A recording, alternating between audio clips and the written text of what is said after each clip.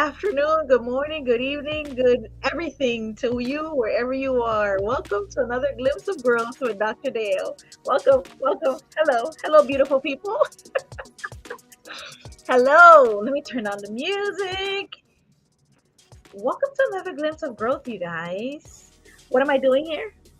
I'm just being silly. I mean, take yourself seriously, but don't take yourself too seriously, right? Don't take yourself too seriously. Okay? That's your word for today. So today we're talking about what are we talking about? We're talking about trusting yourself. No, we're talking about your team. Can your team disagree with you and still trust you? Hmm? My long beard. Hmm? Wait, I think my music is a little bit still too loud. Okay, I think that's good, right?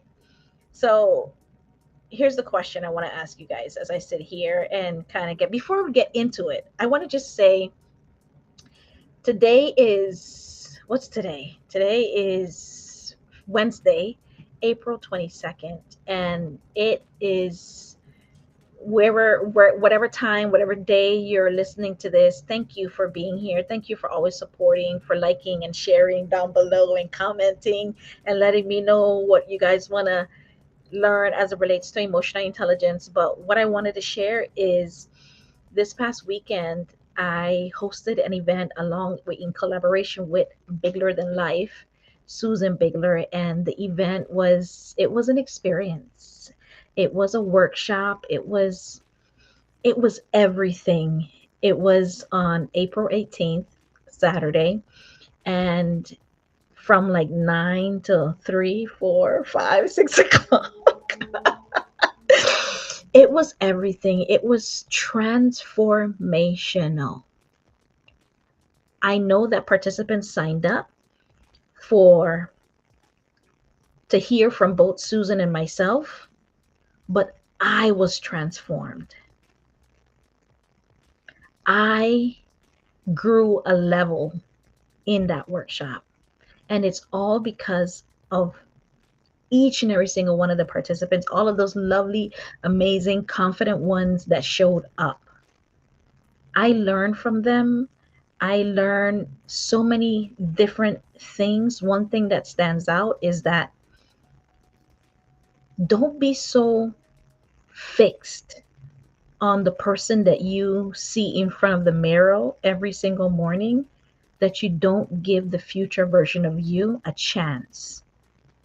Don't be so fixed on the version of you that you see today that you don't give your future self an opportunity, the mic to grow for your next. Let me show you guys the little microphones that we gave everybody. Look, isn't this the cutest thing? Look at that. It's so cute. Unmute confident you. Isn't that beautiful? Take a picture. So it was just a lovely event, and I just wanted to kind of share that. So we're gonna have another one. Don't ask me when. We don't know. I'm just saying we're gonna have another one, and they're just putting it out there. So if you missed it, it was in West Palm Beach, Broward. I think it was Broward, and Broward in South Florida. So if you're here the next time we have it, don't miss out because you don't want to miss your opportunity to transcend, and you just don't know in what space that's going to be in until you give yourself the opportunity to go into the space, especially if you feel led to. So with that, let's get started on our conversation for today, right? What are we talking about today again? Okay, so we're talking about, can your team disagree with you and still trust you? That's what we're talking about today. Can your team disagree with you and still trust you? Not just politely agree, but and just nod, but can they really disagree with you and challenge your idea from a different perspective and still feel safe enough to be respected and heard and not get bullied when they disagree with you, because that's what this conversation is today. I wanted to tap into this because this happened in so many of my jobs that I've had in the workplace, but this recently happened to a client of mine, and I thought it was a really good conversation. So we're talking about leadership truth that many people miss out on understanding, right? You don't have to agree with someone for them to trust you. Let me take that back. You shouldn't have to be forced to agree with someone in order for them to trust you. But you do have to know how to handle that disagreement in the proper way. So that way, both parties or everybody that's involved feel, don't feel the trust that's been broken, don't feel let down, don't feel less than, right? So, somewhere along the way, I believe that managers, leaders picked up this idea, this belief that if my team disagrees with me, I don't have control of my department. If they challenge me, they don't respect me. Is that true? It's not true. It's not true. That's a fallacy. It's a fallacy. So what happens when you're thinking that way? We start managing agreements instead of building the trust, right? We cut people off. That be me. We defend quickly. We start to explain instead of listening, right? And everything looks smooth on the surface, but underneath it's sizzling. It's burning. People start to go quiet. And I've been on both sides, as the frontline employee and as the manager. So I remember working with a manager this is when I first became a manager in a nursing home. I remember working with a manager on a team, and she said, my team is great. We are on always on the same page. I would not have probed her more if she didn't say the word always. I was like, always? She's like, always. I was like, okay. How do you know? She said, I just know. It happens all the time. You can come to one of my meetings if you want. She offered. I jumped on the bandwagon and I went to that meeting. And this is what I saw. It's so funny. It's so funny.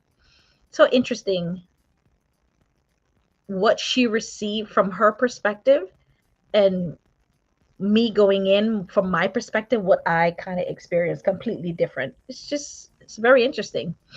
The human psyche is such a beautiful thing. Ideas were shared. So employees shared their ideas in that meeting. The manager spoke. And the minute the manager spoke, everybody, every single person agreed. And I was like, oh, okay, maybe it was just this meeting. There was no question asked. There were no pushback. There were no, yeah, but those kinds of meetings where there's dialogue happening, and no, no curiosity, no follow-up questions, just everybody shared in the beginning. Then the minute the manager spoke, everybody was a go. After that meeting, I was like, okay. She's like, you see, I told you. And I said, would you mind if I come back to one of your other meetings? And she's like, yeah. So I came back. And then I came back. I came back like 3 or 4 times. And I noticed it was a trend every single time. Every time I went, and I noticed the minute the manager, everybody shared in the beginning. And the minute the manager said, Whatever the decision was, bam, everybody, even though everybody said different things and gave different suggestions, the minute the manager said this, everybody agreed. So I decided to ask an employee. I said, hey, after the meeting, I asked them, hey, did everybody really agree with her? And this is what changed my mind. Which it was already starting to change my mind after I saw it happen 3, 4, 5 times, right? The employee said, we don't always agree. We just don't like, we don't feel like it's worth sharing or saying or arguing something. She said, we just don't feel like it's worth saying. So we agree. And I was like, oh, that's not alignment. That's silence. The minute a team goes, and they could have agreed with her, but every single thing, every meeting, even though everybody had something different to say in the beginning, I don't know. I don't know. Agreement is easy. Trust is built in disagreement, though. When I was collaborating with Susan on the workshop that we had this past week, and you think we agreed on everything? No, we did not agree on everything. What we did was that whenever we disagreed, I was like, oh, no. I was more lenient to it. For me, it didn't matter for this particular decision, but decision, your perspective sounds a little bit more, I like that idea, so let's go with that. And then she did the same thing. Let's just give you, another example. Or I wasn't fixed. When you're fixed on a decision and a choice, and you're like, you're set. Nobody can move you. Neither one of us was fixed. We were open. We were curious. We were like, and when we couldn't decide, we were like, let's sleep on it. Let's make a decision in a day or two. Let's come back to it. And then how it ended up being, we ended up going with this decision or this decision. You see what I'm saying? Trust is built in disagreement. Disagreement, when you disagree with someone, it starts to reveal your ability to listen, your ability to regulate yourself when you don't agree, when someone don't see eye to eye with you, your ability to separate yourself from the outcome, your ego from the outcome, your ability to kind of lead instead of controlling everything in the situation, your ability to be flexible and open and curious. If people can trust you when they disagree with you, when they agree with you, that's not trust, right? Like, think about it. Think about it. If people can only trust you when they agree with you, is that really trust? Do you want a bunch of people that are yes people around you? I know I don't. Even though it's challenging when someone challenges your thought, it makes you, it gives you an opportunity to grow. It gives you a chance to grow, right? If you only want people that are yes, that's not trust, that's comfort. You're building a wall of people that are just, you don't want that, right? You don't want that, because then at some point they're telling you yes, but they mean no. At some point you're going to stop growing. They're going to stop growing. The department is going to stop growing. When people don't feel safe enough to disagree with you, you know what happens? Innovation in a department disappears, right? Problems stay hidden. I know so many times manager would come and say, "What do you guys think about this?" I knew I couldn't. We everybody in the department knew we couldn't trust him or her based on whatever they were saying. We want to hear your ideas. Do you? Do you? No, you don't. And what do you think happened? Nobody gave them, or they just said, "Yeah, yeah, yeah, it sounds good. Let's do it." When they're like, "This is the bogus idea. Good luck." Problems stay hidden. Mistakes, they go on, unspoken, and engagement drops, and it's just a trickle down of the morale and compliance and just comply, everything just goes downhill from there. What emotional intelligence leaders do instead is that they don't fear when someone disagrees with them, they invite it. Crazy, right? They invite it. They say, "Tell me more. What do you mean by that?" Hmm, that's something to think about. How will that work? You see, they ask probing questions. They're curious. If you stay curious, if you lead with questions, if you lead with openness, if you lead with flexibility, you are more prone to get all the information, all the different points of views, so that way when you go to present that to leadership, you have a better understanding of what's going on down here so that you can present it up there. But if you shut people down way before you even start those probing questions, you're the one that loses. The department loses, the organization loses. Everybody else everybody lose. Everybody lose. You don't have to validate someone's perspective to respect it. Let me say that again. You do not have to validate someone's perspective to respect it. You can, somebody can have an opinion about whatever, a perspective on whatever. Validating is that, yeah, let's go, let's do it. I like that idea. That's their perspective, that's their idea. It's theirs. But what you can do is respect it. How do you respect it? You hear them out. You give them time to say. You follow up with questions if you're curious about it, right? You actually listen. And respect is what is built.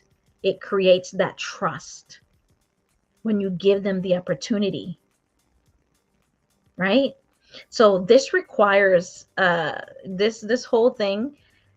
I've seen managers on all points of view, managers that just don't listen at all, and managers that do, and managers that do half and half, right?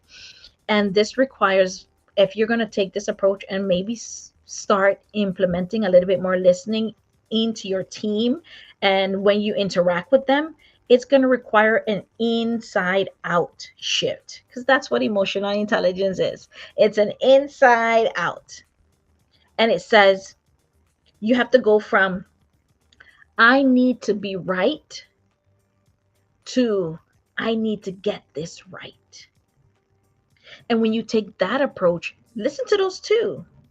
"I need to be right," which is the ego. Let's be real. That's the ego. "I need to be right" to "I need to get this right." And in order for you to get it right, you need to listen. You need to understand the people around you. That's what emotional intelligence is also not only being self-aware and understanding your weaknesses, your blind spots, and understanding yourself in all of those different areas, but also understanding the people that are in the room, reading the people. What is it that they need at this time in order to move this conversation forward? You need to go from being challenged to being expanding yourself, expanding your point of view, because our point of view comfortably is this. But when you take those lenses off, when you take those glasses off, you can actually turn your head around and do a complete 360 view. A complete 360 view, right? So here's a practical application. This week, I want you to try this. Try it. I said try, try, try. If you're in my community, we don't do the word try. We say do, do, do, right? So I want you to try this the next time someone disagrees with you or challenges you. I want you to lean in and I want you to give yourself, because if your instant reaction was to react to what they said, no, no, no, we're not going to do that. We're going to do this. Maybe pause first. I want you to pause. And then I want you to ask the question, help me understand your perspective, or help me understand what you meant by that. Can you please provide more? What do you mean? Give me context. And actually listen. Listen, meaning turn these ears on, turn whatever you're saying in your head on to what the person is saying in front of you, right? Not to respond, but to understand where they're coming from so that you can give them an all-inclusive response. Okay? So let me leave you with this. You don't need your team to always agree with you, because if they are, watch out. If your team is always agreeing with you, you need to watch out. Because that just tells me something is not right. Something is not right. You need to dig a little bit deeper. Okay? You don't need them to always agree with you in order for them to trust you. You need a team that feels safe enough to be honest with you, because the strongest teams they're not built on sameness. Like you and me, we're the same. That doesn't build trust. Trust is built on disagreement, in disagreement in a healthy way. Okay? So the question is, if your team can disagree with you and still trust you, and your answer to that is no, that's the work that you have to do. So the next time someone disagree with you this week, coming up, because it's going to happen, whether it be at work, at home, at school, at wherever, someone disagrees with you, I want you to pause. Find it within yourself and just don't react. Bah. No. I want you to pause and say, what do you mean by that? You know, what do you mean by that? Can you explain? Can you expound more on what you're saying? And then you get it. And then you understand. And then you respond with emotional intelligence. That's what emotional intelligence is. You are holding space for the people, for yourself, right? By acknowledging that you're not going to just react, because that's not good for you, right? Reacting to things is not healthy for your body, it's not healthy for your mind, it's not healthy for anyone, right? So you are going to respond with intelligence. Okay? So if you want to build up your trust, you want to build up your emotional intelligence skills and your leadership, why aren't you in my community? That's my website, dalereports.com. Join my newsletter.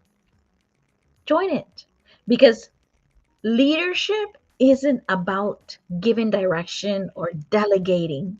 No, it is about connection. It's about connection. And you want to connect with your team, right? You want to connect with your team, with yourself, so that way you can move the department and everybody else forward to growth, right? That's what it's all about. Growing together, leveling up together. That's what it's about. And if you're not about that, what are you doing? What are you doing? And that's what this, we're in Q2 and we're now at the end of April. This is April 22nd. Time is waiting for no one. So if you want to continue, if it's important to you to increase and level up your personal and professional development, then that starts with self awareness. It starts with emotional intelligence, emotional leadership, human potential. It starts with you understanding who you are, what you stand for, your values, and then bringing other people along for that ride so that they can understand themselves. And then you help grow other people as well. But it starts with you being in alignment with yourself first. Remember, inside out, not outside in. Big difference, right?